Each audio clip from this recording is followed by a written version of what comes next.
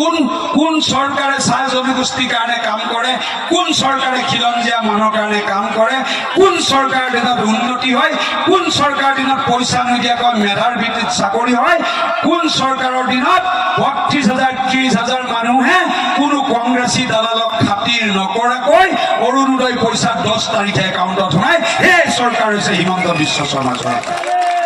আজি বাগানে বাগানে আমি কাকৈ ৰাজগড়ৰ দলং বনাই 2 লেন কোনো অসমৰ ৰাজনৈতিক ভুল সিদ্ধান্ত নল'ব কৰি দিছো।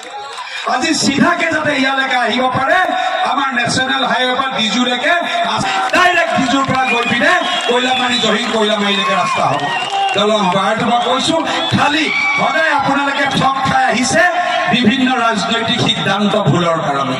বাগানত 2 লেন ৰাস্তা নাই, চিয়াজুলি বাগানত মই 2 লেন ৰাস্তা, আমাৰ জহিঙৰ মাজত দালং লাগে বুলি। এইবাৰ আপোনালোকে MLA বনাওক, ৰঙানদীৰ পৰা মই মুখ্যমন্ত্ৰী মুখেৰে ঘোষণা কৰাম, চামমালাৰ ৰাস্তা 40 কোটি টকাৰ ৰাস্তা বনি আছে, 6খন দলং বনি আছে। আপোনালোকে গৈ চাই আহিব আৰু 6 মাহ ভিতৰত আপোনালোকৰ কাৰণে মুকলি কৰি দিম। ঋষিৰাজে মোক কৈ থাকে যে সেইটো 3-4 কিলোমিটাৰ দীঘল হ'ব, দূৰ হ'ব বোলে, ডাইৰেক্ট এখন ডিজু আৰু